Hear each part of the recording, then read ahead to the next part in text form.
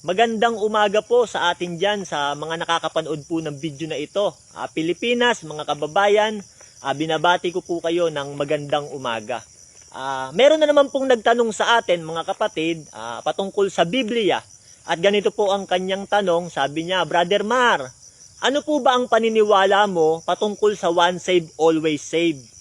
Meron po kasing nagtuturo sa akin, sabi niya, once na ako po ay sumampalataya kay Kristo at tanggapin ko siya bilang aking Diyos at tagapagligtas at ako po ay nagsisi sa aking mga kasalanan, yung kaligtasan pong natanggap ko sa Diyos, yan po ay mananatili na sa akin hanggang kamatayan. Magpakailan na po ang kaligtasan at sabi niya po sa akin, ang kaligtasan po, Brother Mar, ay hindi binabawi ng Diyos. Ano po ba ang paniniwala niyo patungkol sa one save, always save? Yan mga kababayan, mga kapatid, yan po ang kanyang tanong. Salamat sa iyo kapatid sa nagtanong, no? Salamat sa iyong tanong. Alam nyo mga kababayan, mga kapatid, yung salitang one save, always save, ang ibig sabihin nito, minsang naligtas, magpakailanman ligtas. Yan. Once na ikaw ay naligtas, ligtas ka na magpakailanman. At ang paniniwalang iyan, mga kapatid, yan ay paniniwala ng Baptist. Yung kaligtasan sa kanila, sa kanilang paniniwala na natanggap nila kay Kristo sa pamamagitan ng pananampalataya nila, yung kaligtasan hindi binabawi ng Diyos. Yan ay hindi nawawala. Yan po yung kanilang paniniwala patungkol sa kaligtasan. Alam nyo mga kababayan, mga kapatid, no? Sa mga naniniwala sa salitang one save, always save, magalit kayo sa akin, sasabihin ko yung sinasabi ng Diyos sa Biblia. Wala akong pakialam kahit magalit kayo sa akin. Ngayon, talakayin natin yung salitang one save, always save. Isa po sa kanilang mga talata na pinangahawakan na ang kaligtasan ay hindi nawawala at hindi binabawi ng Diyos. Ito pong nakasulat sa aklat ni Juan ng Gis, ng versikulo 27 hanggang 29.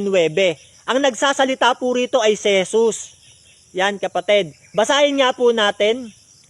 Dinirinig ng aking mga tupa ang aking tinig, at sila'y aking nakikilala. At sila'y nagsisisunod sa akin, at sila'y binibigyan ko ng walang hanggang buhay. At kailan may hindi sila malilipol, at hindi sila aagawin ng sinuman sa aking kamay.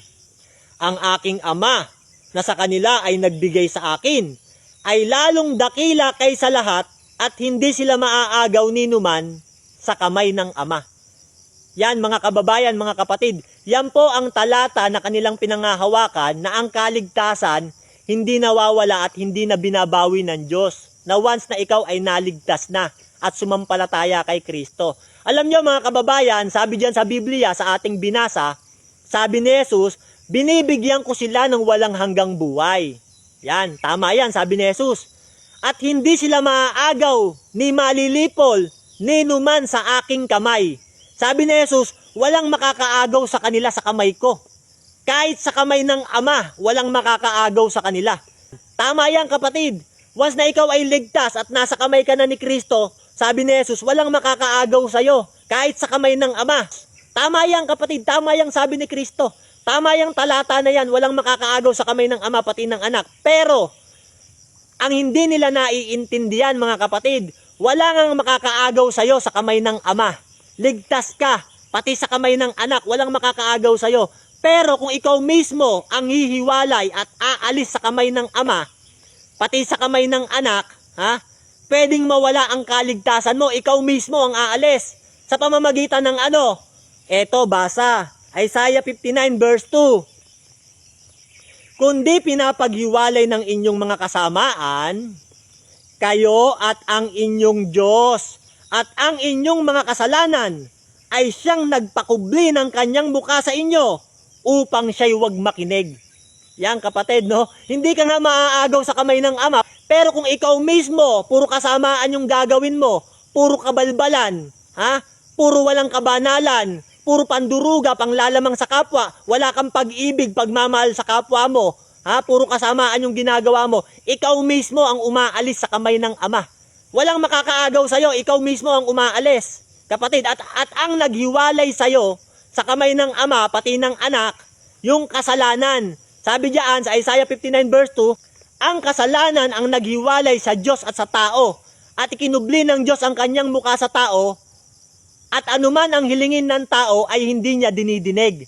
Sabi ng Biblia, itinago ng Diyos ang kanyang mukha sa tao dahil sa kasalanan, at anumang hilingin ng tao hindi niya dinidinig. Bakit? Merong kasing kasalanan na bumaboundary, namamagitan sa Diyos at sa tao. Yung kasalanan. Kung puro kasamaan yung ginagawa mo, puro wala kang pag-ibig sa kapwa mo, puro kasamaan ang ginagawa mo sa lupa, yan mismong kasalanan ang maghihiwalay sa iyo sa Diyos. Kapatid, tama yung sabi ni Kristo, walang makakahiwalay sa iyo.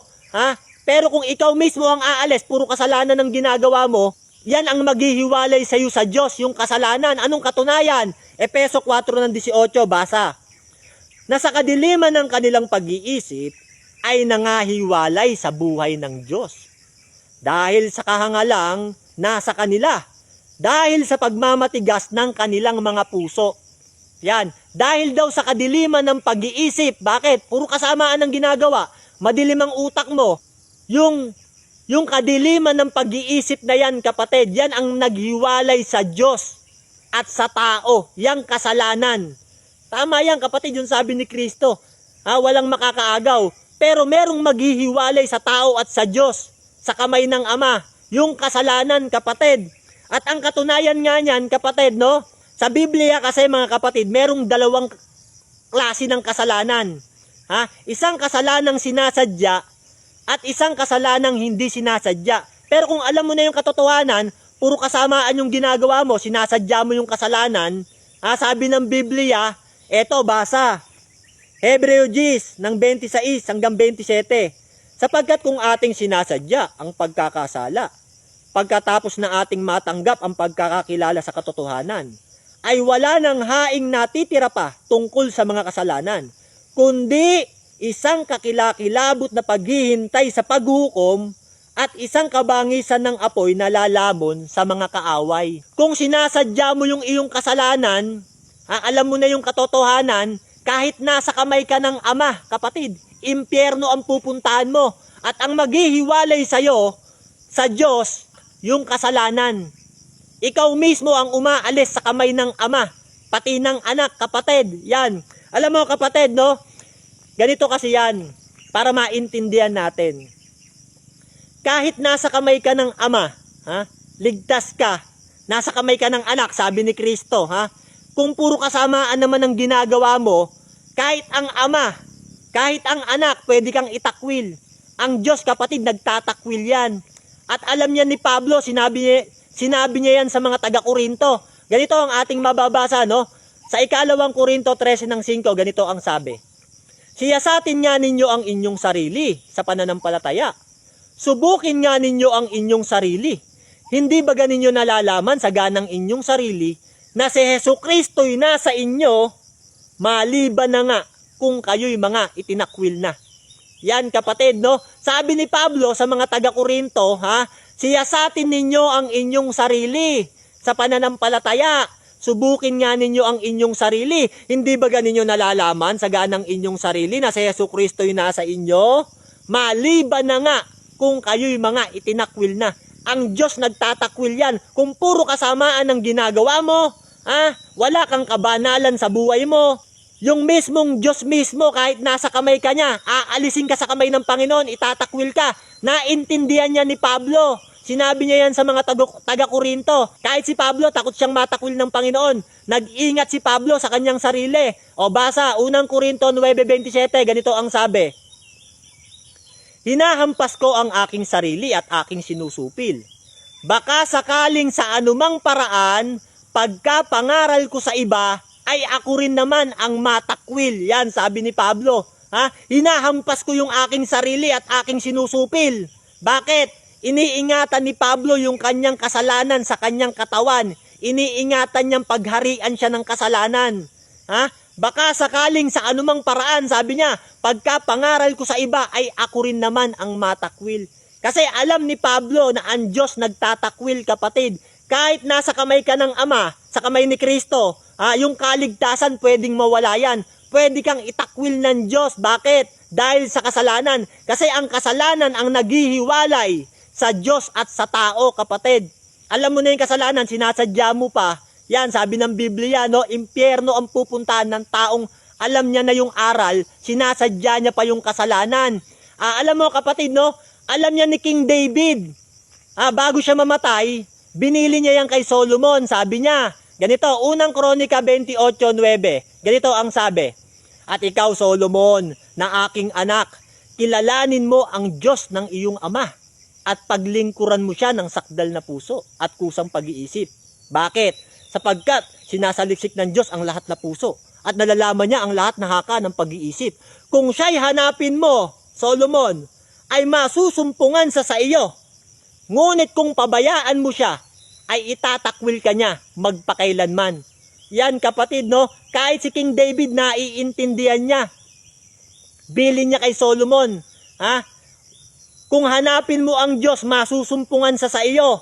Ngunit kung pabayaan mo siya, itatakwil ka niya magpakailanman. Naintindihan niya ni David na ang Diyos niya nagtatakwil. Kapatid, kahit nasa kamay ka ni Kristo, nasa kamay ka ng Ama, kung puro kasalanan naman ang ginagawa mo, once save, always save pa rin ba? Ligtas ka pa rin? Ganun ba? Kapatid, ganyan ba yung ating paniniwala? Basahin nga natin sa aklat ni Titus, 3 ng Gs. Ang Diyos nagtatakwil, sabi niya. O, ganito ang sabi sa Titus ng 3 Gs. Isa o dalawa na pagsabihan mo at hindi makinig, itakwil mo na. Kahit sa sulat kay Titus, alam ni Titus, ang Diyos nagtatakwil. Alam rin ni Pablo yan, pati ni David. Kahit si Solomon, alam niya ang Diyos nagtatakwil, kapatid. Yang once save, always save na paniniwala na yan, kapatid. Ang kaligtasan nawawala. Kapatid, no? Alam mo kung bakit, kapatid? Bakit nawawala ang kaligtasan? Kasi kahit sumasampalataya ka kay Kristo, naniniwala ka sa Diyos, kung hindi ka naman sumusunod sa kanyang mga utos, puro kasamaan ng ginagawa mo, sabi ng Biblia, yung katotohanan wala sa'yo. At sabi pa ng Biblia, sinungaling ang taong naniniwala kay Kristo, pero hindi naman sumusunod sa kanyang mga utos. Ganito ang sabi sa unang Juan ng 2:4, basa. May nagsasabing kilala nila ang Diyos, ngunit hindi naman sumusunod sa kanyang mga utos. Sila'y mga sinungaling at ang katotohanan ay wala sa kanya. Yan, kapatid, no? Kahit may pananampalataya ka kay Kristo, naniniwala ka sa Diyos, kung hindi ka naman sumusunod sa kanyang utos, sabi ng Biblia, yung katotohanan wala sa'yo at ikaw ay sinungaling. Yan, kapatid, no? Kaya merong utos si Kristo na dapat sundin ng tao para siya pumayag na tawagin siyang Panginoon ng tao. Ganito ang ating mababasa sa Lucas 6, versikulo 46, ganito ang sabi ni Jesus. Bakit nyo ako tinatawag na Panginoon, Panginoon? Kung hindi naman ninyo ginagawa yung mga sinasabi ko. Kahit si Kristo, sumasampalataya sa kanya yung tao, ayaw niyang tawagin siyang Panginoon kung hindi naman sumusunod sa kanyang mga utos. Kaya ang tao, merong utos ang Diyos na dapat sundin niya para ariin siyang ganap ni Kristo. Ganito ang sabi ni Santiago sa 2:24, ganito ang sabi. Nalalaman natin na ang tao'y inaaring ganap sa pamamagitan ng mga gawa at hindi sa pananampalataya lamang, kapatid. Inaaring ganap ang tao sa pamamagitan ng gawa.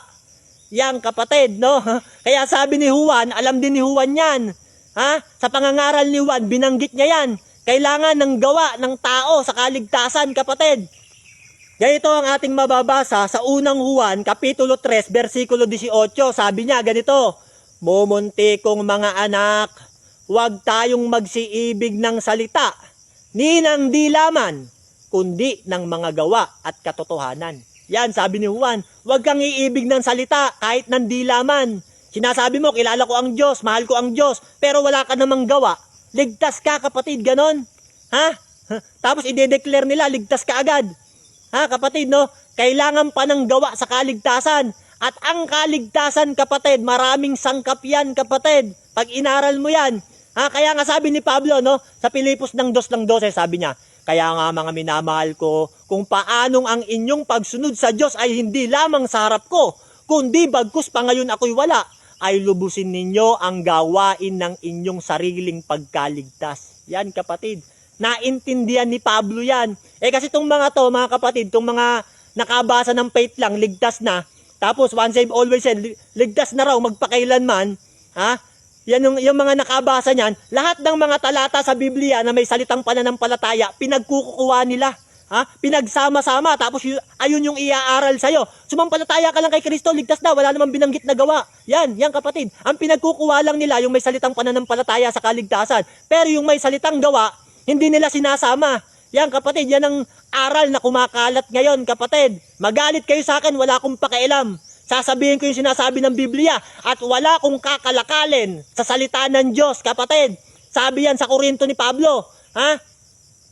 Hindi kami gaya ng karamihan na kinakalakal ang salita ng Diyos, kundi kami nagsasalita sa inyo ng may pagtatapat na mula sa Diyos at sa pamamagitan ni Kristo.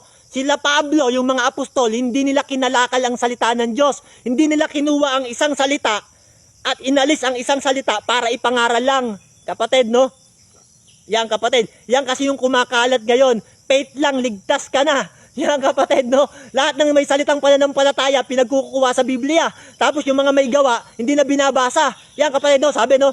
Roma 10:9, kung ipapayag ng iyong mga labi na sa Jesus Panginoon, sasampalataya ka ng buong puso sa Kanya, sa imo'y binuhay ng Diyos, manasama ka na, maliligtas ka. O ligtas ka na, pananampalataya lang binanggit.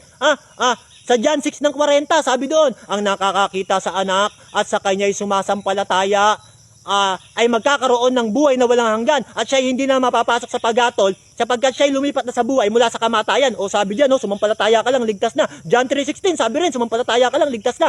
Acts 6:31, ano ang gagawin ko, Ginoo, upang ako'y maligtas? Sabi ng gwardiya kay Pablo, sabi ni Pablo, sumampalataya ka sa Panginoong Hesus, ikaw at ang buong sambahayan mo ay maliligtas. O, sabi ng mga ngaral, faith lang, ligtas ka na, hindi na kailangan ng gawa. Yan kapatid, lahat ng salitang may pananampalataya sa kaligtasan sa Biblia, yan ang kanilang pinagkukuha.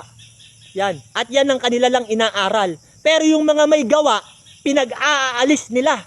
Yan kapatid. Ano ang tawag yan kapatid? Pangangalakal sa salita ng Diyos. Magalit kayo sa akin. Yung once saved, always saved, hindi yan totoo. Ang kaligtasan nawawala, kapatid. Anong katunayan? Eto, sumasampalataya ito kay Kristo. Sabi niya dun sa mga Hudyong nagsisisampalataya sa Kanya. At sinabi ni Jesus sa mga Hudyong nagsisisampalataya sa Kanya, kung kayo'y mananatili sa akin, kung gayo'y tunay ko kayong mga alagad. So ang mananampalataya pala, kailangan manatili rin kay Kristo. Hindi lang dahil may pananampalataya ka. Kailangan manatili ko kay Kristo. Kailangan mong sumunod sa mga utos ni Kristo. Kasi pag hindi ka nanatili kay Kristo, impyerno ang pupuntahan mo, kapatid. John 15:6, basa. Ganito ang sabi. Si Kristo mismo may sabi nito, kapatid. Sabi niya, kung kayo'y hindi mananatili sa akin, yon sa kamay ng Panginoon, kayo'y matatapong tulad sa sanga, matutuyo, at mga titipunin, at mga iahagis sa apoy. Yan. Kahit nasa kamay ka ng Panginoon, kung ikaw mismo ang aalis, puro kasamaan ang gagawa mo, ihiwalay ka ng kasamaan sa Diyos, o ang Diyos mismo magtatakwil sa'yo, yung kaligtasan mo, mawawala yan, kapatid. Kaya ang tao kailangan manatili sa kamay ni Kristo at mamuhay ng may pagsunod sa lahat ng kautusan ng Diyos, kahit mahirap sundin, kapatid. Kahit nagkakasala, kahit hindi perpekto, hingi ng tawad, susunod at hindi aalis sa kamay ni Kristo. Yan kapatid, no? At yan kapatid, sana naintindihan nyo at naunawaan nyo. Salamat.